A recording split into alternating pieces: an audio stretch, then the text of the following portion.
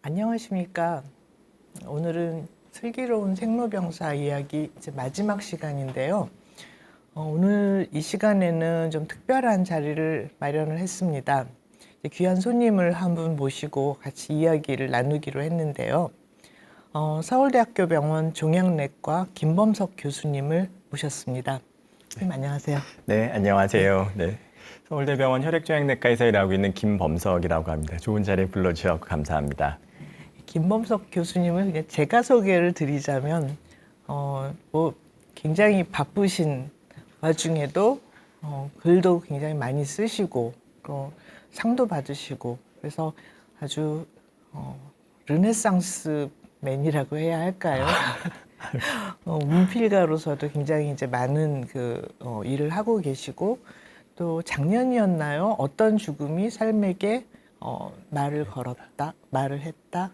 이제 책을 쓰셔서 굉장히 많은 반향을 일으키신 바 있습니다.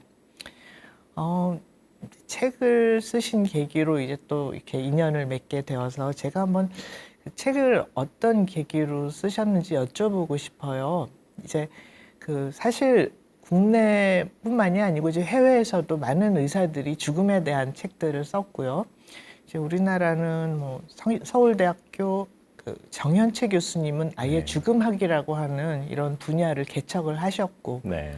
또 이제 한참 선배님이시지만 종양내과 허대석 선생님께서는 웰다잉 논의가 일어나기 오래 전부터 치료에 너무나 집착한 이런 현실에 대해서 여러 가지 비판적인 말씀도 많이 하시고 정책적인 그런 이제 여러 발언을 하셨는데 선생님께서는 신세대로서 또 책을 쓰신 계기가 있으실 것 같아요. 한번 여쭤보고 싶고요. 예. 네, 아무래도 이제 종양내과 의사라는 이제 직업적인 특징 때문에 정말 많은 죽음을 볼 수밖에 없거든요. 근데 이제 환자분들께서 살아가시는 모습, 돌아가시는 모습, 이제 여러 모습들을 보면은 참 많은 생각이 들고 또 많은 것을 배우게 되곤 합니다. 근데 이런 것들이 환자분들 돌아가시고 나면은 이제 사라지게 되고 잊혀지게 되는 것들이 좀 안타까워서 기록을 종종 좀 남기곤 했었고요. 이제 그런 것들을 조금 다른 사람들과 좀 나누면은 좋겠다는 생각이 들어갖고 이제 책을 썼고, 기존에도 죽음에 대한 책들은 사실 좀 많이 나와 있습니다. 외국 책들도 많이 있는데 지극히 한국적인 현실들, 우리나라만의 독특한 부분을 담아낸 책들이 좀 그동안 좀 많지가 않았어요. 그래서 이제 현장에서 보고 느꼈었던 우리들의 죽음의 모습에 대한 거를 쓰고 싶어서 책을 이제 내게 됐고, 좀 운이 좋아서 책을 좀 많이 봐주시고 그러면서 인식들도 조금 바뀌는 부분들이 있고 그래서 조금 보람도 좀 느끼고 그렇습니다. 네. 네. 선생님 책에도 굉장히 다양한 죽음 네. 스케치라고 해야 할까요? 굉장히 다양한 죽음의 모습들이 이제 있고요. 뭐 극적인 이야기, 마음이 굉장히 따뜻해지는 이야기, 그리고 뭐 또 아주 좀 충격적인 이야기, 이런 이야기들이 있는데, 책 내용이건 아니면 선생님이 개인적으로 겪으셨건, 글쎄, 인상적인 죽음이 있었다 하면은 네. 어떤 것들이 있는지 한번 사례를 소개를 해주시면 좋겠습니다. 네, 이 직업적인 특징 때문에 어쩔 수 없이 정말 많은 임종의 모습을 지켜보게 되고요. 뭐 정말 뭐 이름만 대면은 다 알 것 같은 이제 고관 대작분들, 뭐 정치하시는 분들, 뭐 재벌 총수분들, 뭐 정말 많은 환자분들을 보게 되는데 오히려 이제 저로서는 이제 기억에 남는 분들은 그런 좀 유명하신 분들 이런 분들이 아니라 우리 주변에 있는 환자분들이 저는 더 기억에 남더라고요. 이제 가령 그분은 아직도 잊혀지지 않는 70대 폐암 환자분이셨는데 뭐 담배를 한 번도 안 폈지만은 폐암에 걸리셨었고 진단됐을 때서부터 암이 좀 여러 군데 좀 전이되어 있는 상태에서 진단돼서 항암 치료 열심히 받으면서 지내셨었던 분인데 굉장히 가족에 대한 애정이 좀 남다르셨어요. 그래서 항암 치료하면서 3주에 한 번씩 와서 일상적인 생활하고 또 같이 따님하고 따님 사시는 아파트 옆으로 이제 이사를 와가지고 같이 시간 많이 보내고 손주들 데리러 가고 손주들 학교에서 오면은 오후에 간식 챙겨주고 그러면서 또 본인의 일상은 본인의 일상대로 꾸려나가고 항암 치료하면서 좋았던 때도 있지만은 암이 나빠지면서 약을 바꿔야 되는 때도 있었고 중간에 뇌전이가 되기도 하고 여러 이제 숱한 고비들이 있었는데 좋은 순간에도 안 좋은 순간에도 그런 본인에게 주어지는 이벤트들을 당신 삶의 일부로서 받아들이면서 가족과 함께 의미 있게 만들어 나가는 모습들 이제 그런 모습들이 저한테는 굉장히 좀 인상 깊게 남았었고요. 뭐 한편으로 생각해 보면 아유 그 할머니들이 뭐 손주들 간식 챙겨주고 뭐 이런 거 다 그럴 수 있는 거 아니냐 생각할 수 있지만은 암이라고 하는 큰 병을 맞닥뜨리고 아 이제 내 삶이 얼마 남지 않았다는 생각을 하면서도 내 삶의 중요한 가치관들을 붙잡고 내 삶에 있어서 중요한 요소들을 챙기면서 지내는 게 생각보다 쉽지는 않거든요. 그래서 그런 가족에 대한 사랑 또 인생에 대해서 받아들이는 모습 이런 부분들이 저한테는 굉장히 좀 인상 깊게 남았습니다. 근데 그런 환자분들이 또 계시지만 또 그 반대의 경우도 좀 많이 좀 보곤 합니다. 그러니까 정말 마지막 순간에 받아들이지 못하고 부정하고 가족들 간에 갈등이 생기고 뭐 이런 것들 보면 좀 안타깝기도 하고 나는 나중에 저러지 말아야 되겠다는 생각이 들고 이럴 때도 많이 있습니다. 네. 그 이제 첫 번째 말씀하신 그 폐암 환자분 같은 경우에는 돌아가시기 얼마 전까지 치료를 하셨나요? 궁금해지네요. 그래서 우리나라가 제 생각에는 살기가 되게 힘든 나라잖아요. 네. 근데 죽기는 더 힘든 나라거든요.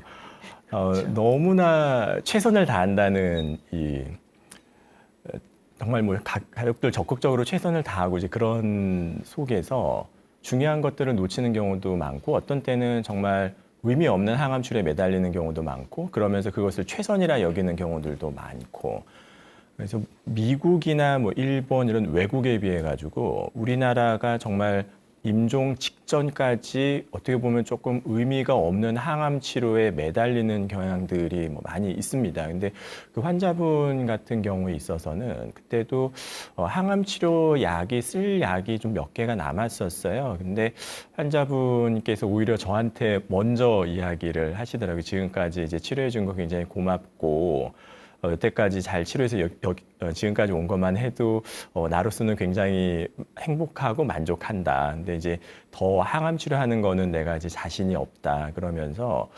돌아가시기 한 5달 전인가 그때 이제 항암 치료를 안 하시겠다고 저한테 먼저 말씀을 해주셨고 또 그런 때는 환자분의 가치관과 이런 것들 저희가 반영을 해야 되기 때문에 환자분 뜻을 받들어서 항암 치료는 하지 않는 방향으로 하지만 항암 치료를 안 한다고 해서 환자분을 포기하거나 그런 건 아니거든요. 통증 조절도 해야 되고 증상 관리도 해야 되고 항암 치료를 안 하지만은 오히려 더 할 게 많아지는 순간들이 오게 되는데 이제 호스피스 완화의료 이런 것들을 통해 갖고 또 남은 시간들을 굉장히 의미 있게 보내셨었어요. 네. 아, 그러셨군요. 네. 예.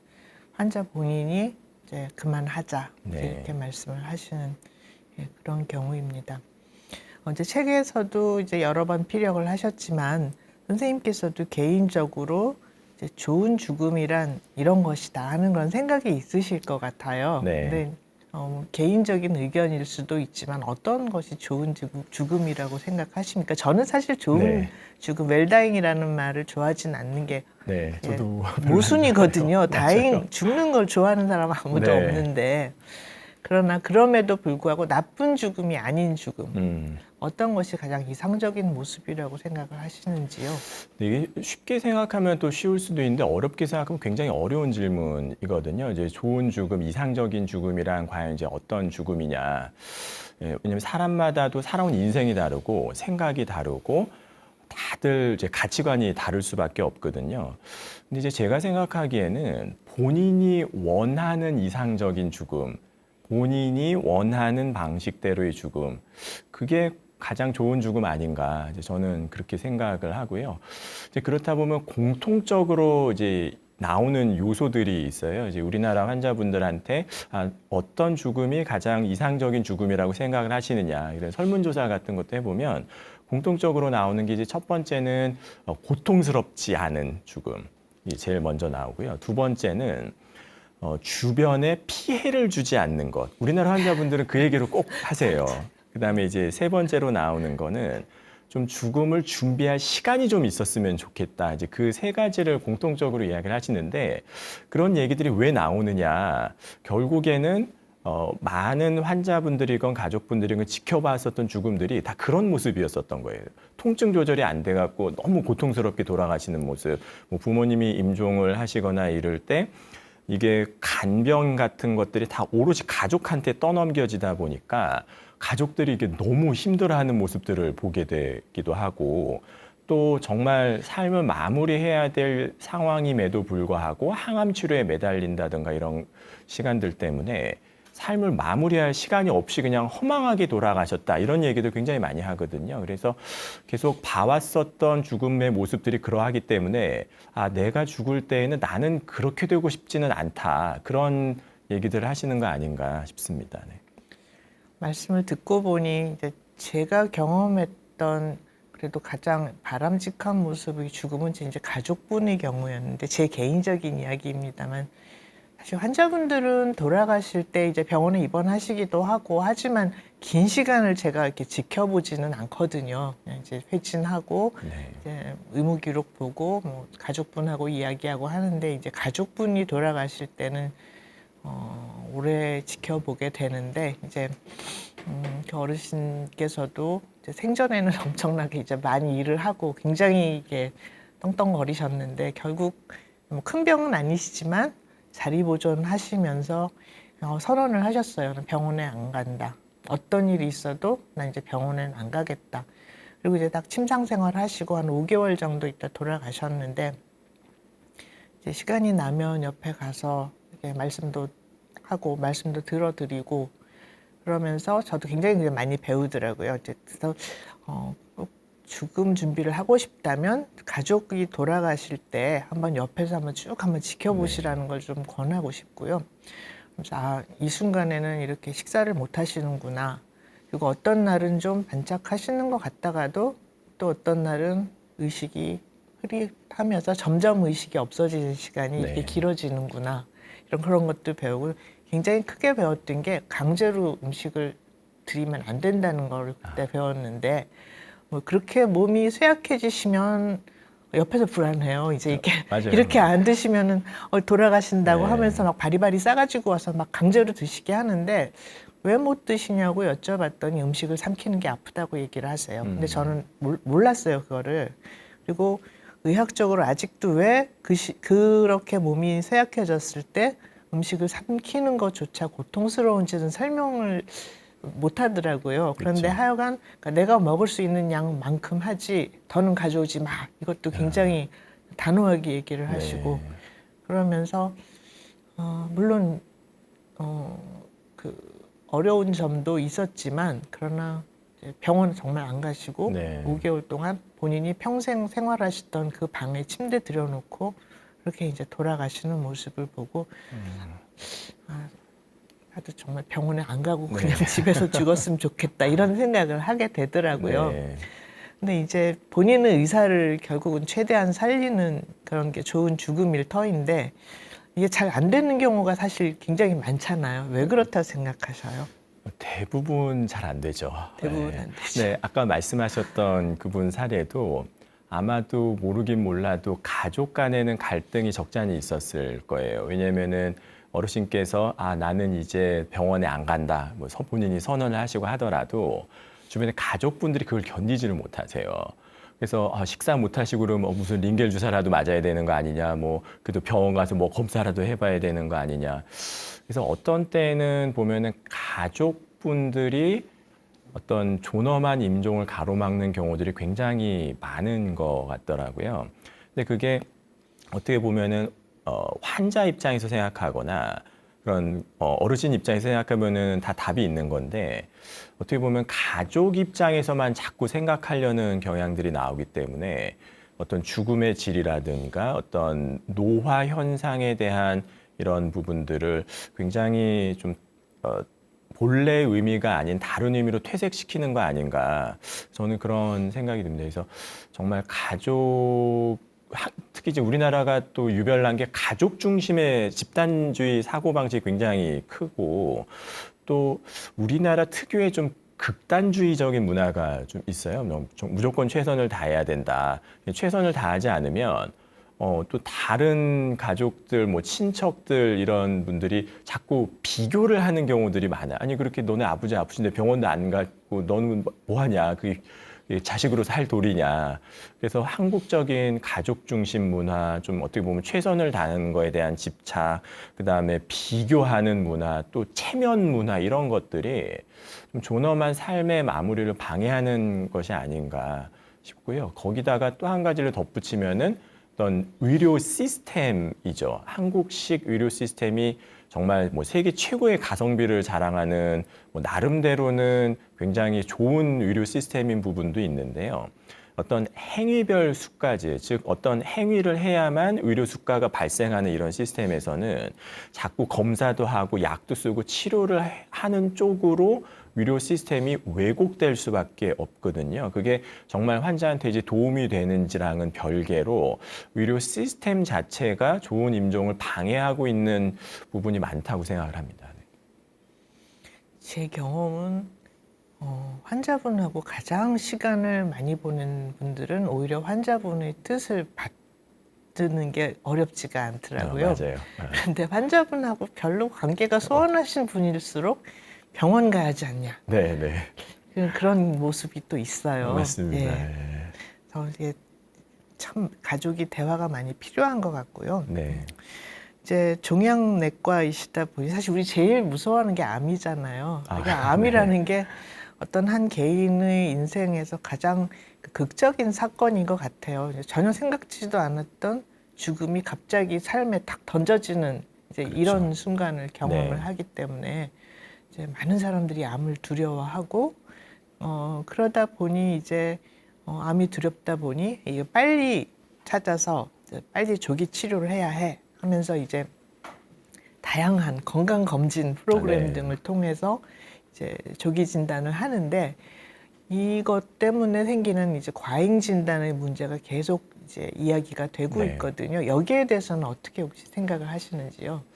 그게 실제적으로 굉장히 좀 중요한 이슈입니다. 이제 평균 수명이 지금 이제 너무 늘어나다 보니까 암 발생률이 뭐 기하급수적으로 올라갈 수밖에 없고, 지금 뭐 평균 수명만큼 산다고 그러면은 뭐 3분의 1의 확률로 암에 걸리게 되는 게 데이터상으로 나오는 거거든요. 그러니까 지금 이렇게 얘기하고 있는 저도 3분의 1의 확률로 미래의 잠재적인 암 환자인 거예요.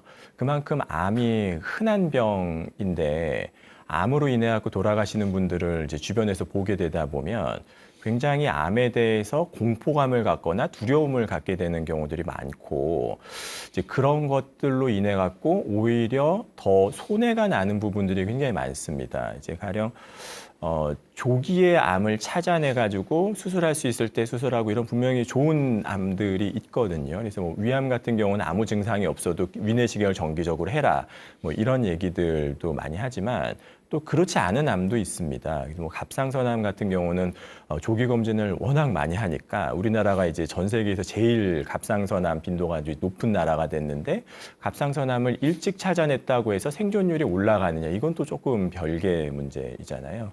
그래서 저는 환자분들한테도 조금 강조를 드리고 싶은 부분이, 암에 대해서 굉장히 좀 정확하게 볼 필요가 있다고 생각을 해요. 암 그러면 암 이퀄 사망, 그렇기 때문에 굉장히 불안해하고 두려움을 갖고 공포감 때문에 어찌 보면은 안 해도 될 일을 한다던가 하는 일들이 뭐 너무 많이 생기거든요.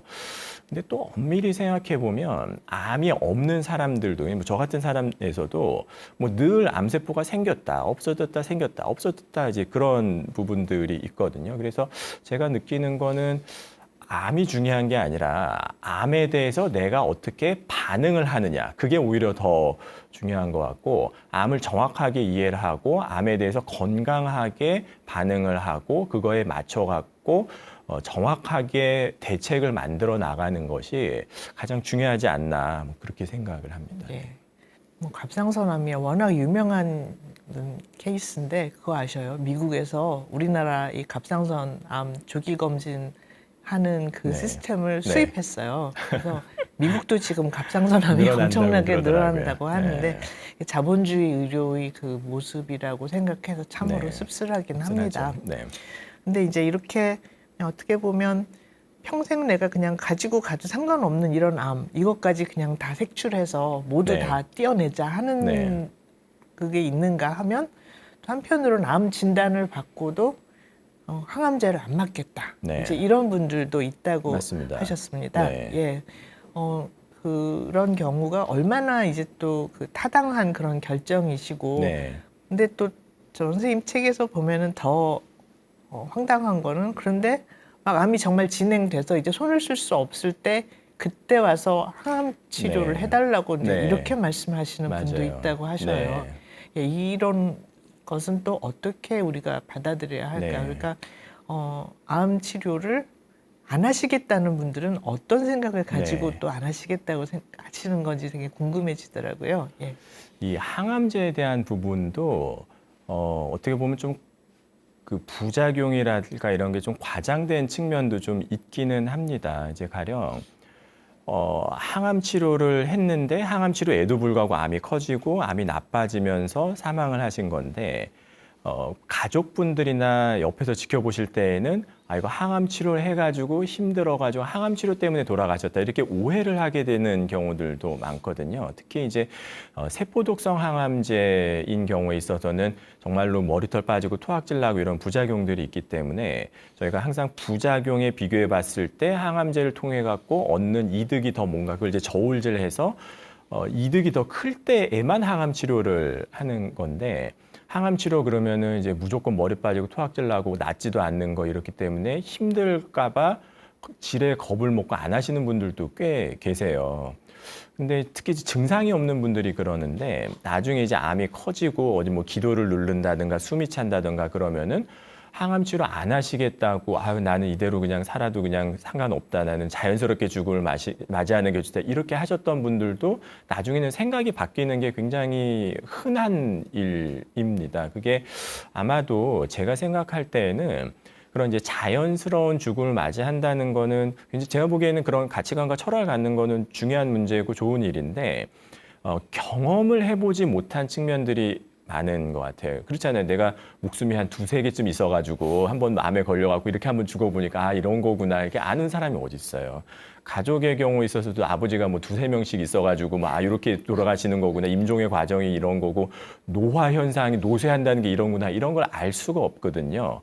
그래서 그럴 때에는 어쩔 수 없이 그런 거를 경험을 많이 한 전문가에게 의지를 하면은 되는데 이제 우리나라에서는 어떤 신뢰 프로세스에 약간 그런 구조적, 문화적인 측면이 있어서 이제 전문가의 의견을 잘 신뢰를 안 하려는 특징들이 좀 있죠. 이제 그러다 보니까 듣기 좋은 얘기를 하는 다른 사람한테 가는 경우가 많고, 뭐 몇천만 원짜리 뭐 되지도 않는 무슨 뭐 민간요법 이렇게 하면서 몸 버리고 뭐 이런 경우를 너무 많이 보게 되죠.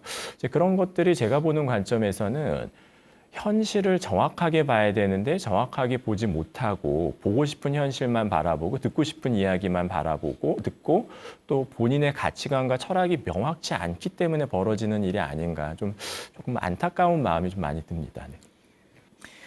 이제 저도 최근에 이제 또 인터뷰를 하면서 왜 이제 우리나라 사람들이 죽음에 대해서 말을 안 하고 준비를 안 하고 네. 생각을 안 하는지 이제 이런 질문을 받았는데 사실 저는 죽음에 대해서 이렇게 아주 그냥 공개적으로 이렇게 얘기하고 하는 게 오히려 이상하다고 저는 생각을 하거든요. 누구나 생물은 기본적으로 사는 것으로 프로그램 되어 네. 있는데 사람만 또 죽음을 생각할 수도 있을 것 같긴 하고요. 그렇죠. 사람만이 또 죽음에 대한 두려움을 이제 극복하고 여러 가지 준비를 할 수 있을 것 같아요. 그래서 선생님께서 생각하신 뭐 개인적인 일이 될 수도 있고 네.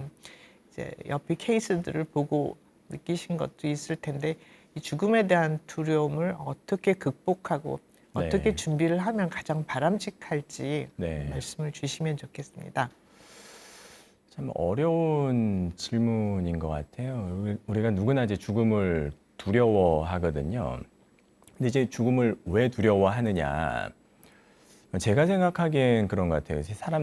모든 사람들이 다 자기가 나름대로 추구하는 가치관과 있고 자기 인생에서 중요하게 여기는 것들이 있거든요. 어떤 분들은 그게 돈이기도 하고요. 어떤 분들은 명예이기도 하고 권력인 분도 있고 가족인 분도 있고.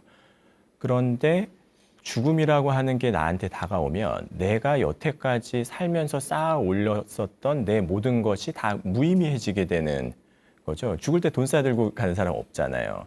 그러니까 내가 평생 해왔었던 내 모든 것이 다 죽음 앞에 한순간에 무너질 수 있다. 이제 아마 그런 것이 죽음을 가장 두렵게 만드는 원인 아닌가. 그리고 또 한 가지는 죽을 때 굉장히 고통스럽게 죽는 거 아닌가. 이제 이런 것 때문에 죽음에 대한 굉장히 두려움을 갖게 되는 것 같고요.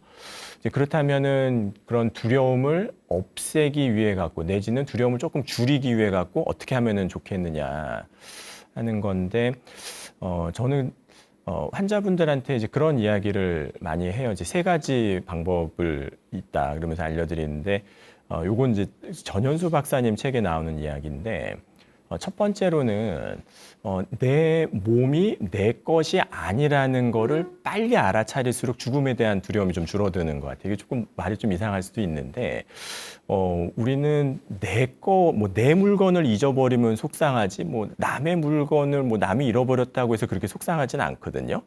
근데 사람들이 내 몸은 내 거라고 생각을 해요. 왜냐하면 내가 손을 움직인다 그러면 손이 움직여지고 이게 내 몸은 어렸을 때부터 계속 나와 같이 있었기 때문에 내 거라고 생각을 하지만 엄밀하게 이야기를 하면 우리 몸에서는 끊임없이 몸을 이루는 세포들이 생겼다가 없어졌다가를 이제 반복을 합니다. 그래서 연구마다 조금씩 숫자는 다른데 우리 몸이 한 37조 개의 세포로 이루어져 있고 매일 하루에도 한 3천억 개의 세포들이 생겼다 없어졌다 생겼다 없어졌다를 반복을 하는 거예요. 그러니까 지금 제가 이야기를 하는 이 순간에도 세포들이 계속 없어졌다가 또 새로운 세포로 대체가 됐다가 이제 그게 계속 반복되다 보면은 그 과정에서 조금씩 에러가 생기게 되고 그거를 우리가 노화라고 일컫는 거고 세포가 분열하는 과정에서 유전자에 조금 변이가 오는데 그게 하필이면은 암과 관련되는 유전자면은 그게 이제 암으로 가는 거거든요. 근데 이제 우리 몸이 그렇게 끊임없이 생겼다 없어졌다를 반복을 하기 때문에 통계적으로 보면은 한 7년 정도 죽이면 일부 뇌세포를 제외하고는 7년 정도 몸이 완전히 다 새로운 몸이 된다는 거예요. 생각해 보면 어렸을 때 깐난장이 때 3kg로 태어났는데 그 몸이 지금 내 몸이라고 생각하는 사람은 아무도 없잖아요.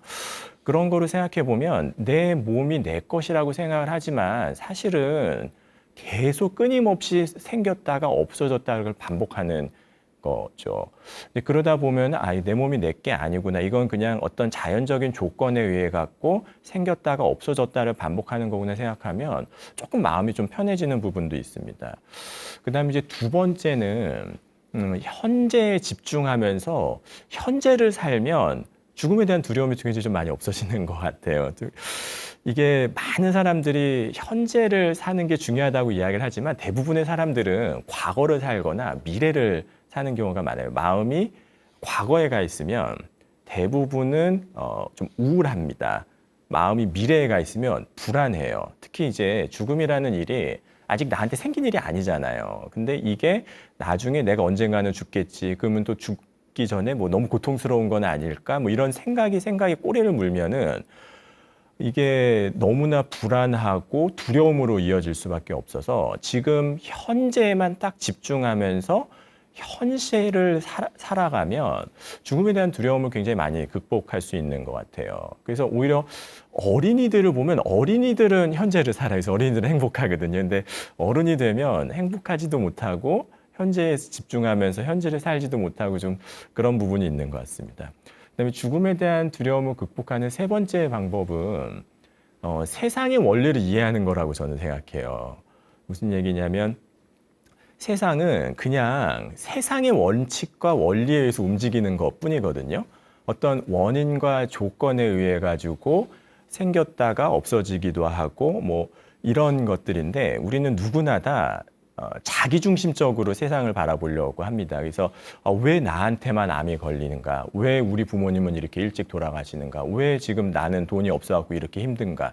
이 자기중심성을 내세울수록 굉장히 고통스럽거든요. 그래서 자기중심성을 버리고 세상이 돌아가는 원리와 이치에 대해서 공부를 많이 할수록 두려움이라고 하는 것 자체가 많이 줄어들고 죽음에 대한 것도 마찬가지여서 죽음에 대해서 정확하게 공부를 하고 이해를 하고 많이 경험을 쌓을수록 죽음에 대한 공부는 많이 줄어들 수 있다고 저는 생각합니다. 네. 정말 중요한 철학을 하셔도 될 만한 심오한 발언이신데 말씀 듣고 생각해 보니 우리 몸이 우리 게 아니죠. 제가 이제 은사님이신데 생화학 전공하신 선생님이신데 우리 몸에 살고 있는 균 있지 않습니까? 마이크로바이옴 네. 굉장히 지금 이제 화두인데 네. 그분이 그 장내 세균에 따른 성격 분석 아, 맞아요. 그런 거 예, 있어요. 이런 예. 논문 쓰셨는데 정말 우리가 이 우리 몸에 살고 있는 그 많은 세균에 의해서 또 성격이 좌지우지 될 수도 네. 있는 이런 존재다. 맞아요. 굉장히 좀 신선하게 봤었던 네. 것 같아요. 영어에 그런 말이 있죠. Life is throwing curveball이라는 말이 있죠. 그러니까 인생이 나한테 변속구를 던질 때 네. 나는 어떻게 할 것인가. 인생은 항상 변속구를 던지는 것이지 네. 그 직구 던지고 항상 그 정도가 있고 이게 아니고 내 뜻대로 되는 게 별로 없다는 생각을 해야 그렇죠. 하는데 안 될 때는 왜 저 사람은 잘 사는데 왜 그렇죠. 나만 이래. 네. 불행을 자초하는 생각이라는 네. 생각은 듭니다. 맞아요. 예. 이제 우리나라 이 국민들 설문을 해보면은 80%가 안락사를 찬성을 한다고 하고요. 그리고 이제 제가 이런 이제 죽음에 대한 주제로 강의를 했을 때 이제 댓글이 달린 거를 한번 본 적이 있는데 가장 많은 빈도가 왜 우리나라는 안락사를 허용하지 않는가 이 댓글이었습니다. 그래서 그걸 보고 이제 특히 이제 안락사라는 게 아주 고통스러운 상황 그리고 나을 수 없는 상황에서 이제 환자를 편히 보내는 그런 방식이다. 이런 생각이 굳혀졌기 때문에 특히 이제 암에 걸린 암 환자분들을 중심으로 이제 이런 논의가 되고 있을 터인데요. 그러나 이거는 정말 개인마다 다 생각이 다를 것 같습니다. 근데 여기에 대해서 어떻게 생각을 하시는지 네. 한번 좀 개인적인 의견을 한번 여쭙고 싶어요. 죽음에 대한 이야기를 할 때 꼭 빠지지 않는 주제예요. 안락사에 대한 거는. 특히 이제 안락사도 이제 종류가 굉장히 많이 있어서 뭐 적극적 안락사, 소극적 안락사, 뭐 의사 조력 자살 뭐 여러 가지가 있는데 저는 뭐 안락사에 대해서 아주 뭐 깊이 있게 공부를 하지는 않아서 아주 전문적인 이야기를 드릴 만한 위치는 아닌데요. 환자분들과 이야기를 나눠보면서 느끼는 점들은 좀 있습니다. 왜냐하면 제 환자분들 중에서도 그런 얘기 먼저 하시는 분들이 꽤 계세요. 선생님, 저 스위스 가고 싶어요. 왜 우리나라에서는 안 되는 거죠? 근데 이제 그런 분들을 자세히 말씀을 나눠보면 안락사를 원하시는 게 아니라 죽기 직전에 너무나 고통스러운데 홀로 방치될까 봐 두려운 마음들이 더 크더라고요. 왜 그렇잖아요. 죽기 살기로 사는 사람은 많은데 죽으려고 사는 사람은 없거든요. 그러니까 안락사 자체가 목표인 분들은 제가 보기에는 많지 않았었던 것 같아요. 근데 임종의 모습, 임종 직전에 정말 고통스럽고 홀로 외롭고 이런 것들이 정말 걱정이라면 그런 걸 또 극복할 수 있는 방안들이 많이 있습니다. 호스피스 완화의료라든가 또 말기 진정 뭐 이런 여러 가지 방법들을 통해 가지고 임종하시기 전에 고통스러운 부분들을 경감시킬 수 있는 다른 방법들이 좀 많이 있거든요. 그래서 저는 안락사 논쟁이 나올 때마다 이게 정말 안락사 논쟁인가 아니면은 우리가 말기 환자분들의 고통을 충분히 덜어드리지 못하고 있기 때문에 벌어지는 현상인 건가? 저는 그게 조금 구분이 좀 잘 안 가기도 하더라고요. 그래서 저는 개인적으로는 죽음의 질이 좋아지면 안락사 문제는 저절로 논쟁이 수그러들 거다. 저는 이제 그렇게 생각을 합니다. 네. 네.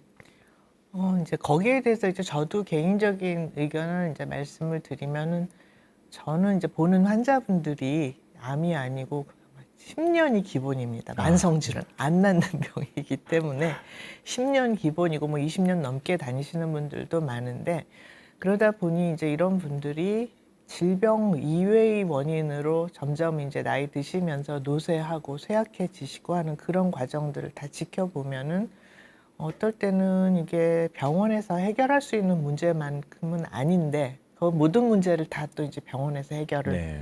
하시고 그런 것들을 보게 되면서 어디까지 진짜 이 사람이 노쇠해서 죽어가는 과정에 어디까지 병원에서 개입을 해야 하는가 이제 이런 문제들 상당히 좀 많이 생각을 해보게 되었어요. 근데 이제 연명치료 논의에서 항상 소극적인 안락사는 연명치료를 거부하는 것이다. 저는 이 말이 굉장히 반대를 그렇죠. 하거든요. 이 말을 굉장히 반대라는 게 이제 제 환자분들 중에는 오시면 나 왜 빨리 안 죽어 이 말을 입에 달고 계시는 분들도 많아요. 몸은 괜찮으신데 네.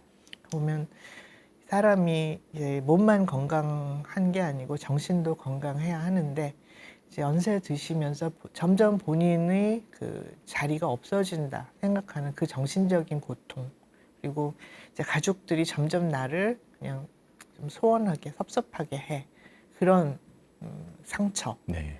이제 거기다가 이제 경제적인 것까지 합쳐지면 완전히 이거는 네. 트리플이죠. 근데 이제 그래서 그런 분들이 나 이렇게 빨리 죽는 방법 없어 이렇게 말씀을 하시면 듣는 사람 되게 괴롭죠. 맞아요. 괴로운데 이제 이런 분들도 근데 좀 상태가 나빠지면 그냥 가족들이 등을 떠밀어 가지고 병원에 와서 네. 또 막 치료를 하고 그렇게 하십니다. 사실 저는 이제 이런 논의들이 있어서 관심을 가지고 이 안락사를 허용하는 해외의 경우들을 봤는데 굉장히 놀란 게 우리는 이제 안락사 하면 불치병 대표적으로 암이 걸리고 이제 참을 수 없는 통증이 있고 이제 이런 분들이 주로 이제 이런 선택을 할 것이라 생각을 하는데 스위스가 굉장히 특별한 경우인데 네. 스위스는 이제 대부분 지금 안락사를 허용을 하는 국가들이 다 조건을 굉장히 강하게 붙이잖아요. 네. 그러니까 치료할 수 없는 병 그리고 굉장히 큰 고통이 있는 경우. 근데 스위스는 놀라운 점이 그 조건이 없어요. 그냥 환자분이 선택하면은 내가 하겠다 하면은 하는 거고 정말 이 이제 고령 사회, 초고령 사회에 들어가서 이 안락사의 문제 결코 이게 간단하고 쉽게 이야기할 문제는 아닌데 단순히 이제 신체의 그런 지병 그리고 통증 이것만으로는 설명을 할 수 없는 굉장히 복잡한 문제인 것 같고요. 결국은 우리나라도 언젠간 이 논의를 피할 수가 없을 터인데 만약에 피할 수 없는 논의라면 좀 빨리 건설적인 방향으로 많은 의견들을 모아보는 게 저는 필요하다고 생각을 합니다. 저도 잘 모르겠어요. 이게 네. 어렵죠. 바람직한 일인지. 그런데 이제 너무나 많은 분들이 그냥 특별한 문제 없이 정신적인 고통, 더 이상 삶을 유지하는 네. 게 의미가 없다는 그런 고통을 호소를 하시는 걸 보면서 가끔 그런 생각이 듭니다. 예. 근데 제가 보기에는 영국하고 뭐 스위스, 우리나라에는 문화적인 차이가 굉장히 큰 것 같아요. 근데 이제 우리나라 문화에서도 그게 이제 잘 받아들여질 만한 일인 거냐, 이거는 또 조금 결이 다른 문제인 것 같고요. 우리나라도 이제 고령화가 되고 이러기 때문에 말씀처럼 이게 언젠가는 또 수면 위로 올라와서 문제화가 되고 또 이슈화가 될 시점들이 또 몇 년 안에 올 거라고 생각을 합니다. 근데 이제 그런 논의도 좋고 굉장히 중요한데 많은 경우에는 복잡하게 얽혀 있는 경우가 너무 많은 것 같아요. 가령 경제적인 문제가 좀 얽혀 있다든가 이제 또 가족 간의 상처가 얽혀 있는 경우가 많다든가 또 어떤 자기 삶에 대한 관점들이 조금 미성숙해 있다든가 그래서 정말로 뭐 그런 부차적인 요소들이 다 제외된 채로 순수하게 인간의 존엄성과 안락사에 대한 논의만을 할 수 있겠느냐. 저는 거기에 대해서는 아마 우리 사회가 몇 년 더 성숙이 돼야 정말 순수하게 논의가 될 수 있을 거라고 생각을 합니다. 이게 연명의료에 대한 것도 마찬가지여서요. 뭐 연명의료, 연명치료, 또 오히려 어떤 때는 그게 그냥 연명이라는 단어를 붙이는 게 더 나은 경우도 있는데 이게 어떤 때는 그냥 가족분들이 경제적인 어려움이 너무 심해가지고 그것 때문에 중단하는 경우들도 꽤 많거든요. 근데 대놓고 얘기하지는 않죠. 근데 부차적인 부분들이 너무 강조가 되면 정말 중요한 것들을 놓치는 경우들이 많은 것 같아요. 그 중에서 제일 중요한 건 누가 뭐래도 삶의 의미 아닌가 싶은데 삶의 의미라는 게 저도 아직 잘 모르겠어요. 사람마다도 다 다르고 쉽고 간단하게 정의 내려질 문제는 아닌데 말기 환자분들이라고 그래갖고 삶의 의미가 없느냐. 저는 그거는 조금 다른 문제라고 생각을 하고요. 오히려 재환자분들 중에서는 정말 삶이 얼마 안 남아지고 이런 시점에서 삶에 대한 의욕과 의지, 가족에 대한 사랑 이런 것들이 더 커지는 경우들을 많이 봅니다. 뭐 암에 걸리면 아유 나는 저렇게 뭐 구질구질하게 살고 싶지 않아 이렇게 생각했었던 분들도 막상 본인의 삶이 유한하다는 거를 자각하게 되는 순간 인생이 송두리째 바뀌어 버리는 경우들 너무 많이 보게 되고요. 그런 시점이 나중에 올 수도 있는데 뭐 안락사건 이런 것들 좀 일찍 생각한다는 거는 또 조금 생각해 볼 부분이 있는 것 같아요. 네. 굉장히 사실 네, 정책이 할 수 있는 일이 굉장히 많은데 우리나라가 의료 정책은 완전히 버린 자식이거든요. 네. 아무렇게나 해도 상관없다고 생각하는 분들이 많거든요. 선생님께서는 그럼 어떻게 일선에서 이제 매일같이 느끼실 텐데 네. 어떻게 생각하시나요? 일선에서 느끼는 어려움이 너무 많습니다. 뭐 정책에 대한 것도 뭐 이렇게 하면 안 된다, 뭐 의견 아무리 내도 결국 뭐 돈의 논리 앞에서 무너지는 경우도 뭐 허다하고 또 정책 하시는 분들은 결정적으로 현장에 잘 안 오세요. 그래서 이제 서류 올라오는 것만 검토를 하고 그러니까 그게 어떤 의미인지도 잘 모르고 결정을 하시는 거 아닌가. 그냥 현장에 한번 오면 그냥 답이 다 있는데 이렇게 좀 현장을 좀 와주셨으면 하는 이제 그런 바람들도 좀 있고요. 게다가 또 많은 뭐 환자분들이나 이제 보호자분들은 우리나라 사람들 특징이 그래요. 어떤 제도가 잘못되어 있는 거를 제도를 탓하는 게 아니라 사람을 탓하는 경우들이 굉장히 많습니다. 뭐 대통령이 바뀌면 나라가 좋아질 거야 이렇게 생각을 하잖아요. 근데 사실은 더 중요한 거는 제도, 시스템, 우리가 가지고 있는 의료 자원을 어떻게 투입할 건가 이제 이런 부분들이 중요한데 그런 논의 없이 좋은 죽음 이런 것도 다 개인의 차원으로 떠넘겨 버리는 측면들이 너무 많다는 거죠. 한 아이가 태어나면은 온 마을이 필요하다 이런 말이 있듯이 한 사람이 편안하게 잘 임종을 맞이하기 위해서는 많은 사람들의 도움이 필요합니다. 이거 절대로 혼자 안 돼요. 전문가의 도움도 필요하고 가족들의 도움이 필요하고 주변의 친척, 친구, 간병해주는 사람 뭐 여러 도움들이 필요한데 이게 소프트웨어적인 측면이나 하드웨어적인 측면을 봤을 때 좋은 죽음을 위한 제도가 되어 있느냐. 저는 뭐 거기에 대해서는 정말 점수를 뭐 박하게 줄 수밖에 없다고 생각을 합니다. 그래서 호스피스 완화 의료에 들어간 투입되는 돈이 얼마냐 이것만 봐도 뭐 극단적으로 알 수가 있고요. 저희가 고가 항암제들 뭐 한 번 주사 맞는데 뭐 1,000만 원씩 들어간 이런 건 보험을 해주거든요. 근데 기본적인 간병비 하루에 뭐 10만 원씩 들기도 하고 뭐 이러거든요. 이런 건 보험을 안 해줘요. 그러니까 가족한테 다 떠넘기는 거죠. 제도를 만들 필요가 없다고 느끼는 부분들이 좀 많은 것 같아요. 그래서 기본적인 간병비라든가 의사 상담, 뭐 의사 상담도 뭐 다 수가가 있긴 있어요. 근데 뭐 34,000원 뭐 이러면은 이거 제대로 될 수가 없거든요. 그래서 그런 이제 제도가 미비한 걸 보면 좀 안타까울 때가 많고 어떤 때는 좀 극단적으로 야, 이게 곧 돌아가실 분은 사람도 아닌가. 이게 왜 이렇게 제도화가 안 되고 방치가 되고 있는가. 이게 내 부모님도 언젠가는 그렇게 돌아가실 거고 나도 언젠가는 그렇게 죽음을 맞이할 수 있는데 좋은 죽음을 맞이하기 위해서 우리가 정책을 만들고 제도를 만들고 거기에다가 돈을 투자를 하고 시스템을 만드는 일에 왜 이렇게 인색한 건가 좀 참 안타까울 때가 좀 많이 있습니다. 근데 그래도 10년 전이랑 지금이랑 비교해 보면 조금은 나아졌거든요. 그래서 아마 또 10년이 지나면 또 조금은 나아지지 않을까 싶고 그러기 위해서는 어떤 모멘텀이 필요한 것 같아요. 어떤 전환점이 있으면 갑자기 확 좋아지는 부분들도 분명 좀 있을 거거든요. 그러기 위해서는 우리 모두가 죽음이라고 하는 거 이런 거에 대해서 관심을 갖고 나 역시도 이 문제에서부터 자유로울 수가 없기 때문에 생각해 보면은 죽음이라고 하는 거 앞에서도 우리가 해야 될 일들이 굉장히 많이 있고 그런 부분들이 충실하게 잘 이루어질수록 우리의 삶도 더 의미 있고 값지고 아름다워지는 것이 아닌가 이제 그런 생각을 좀 해보게 됩니다. 네. 네, 오늘 슬기로운 생로병사 이제 마지막 시간 마치고요. 그동안 많은 성원 주시고 시청해 주셔서 감사합니다.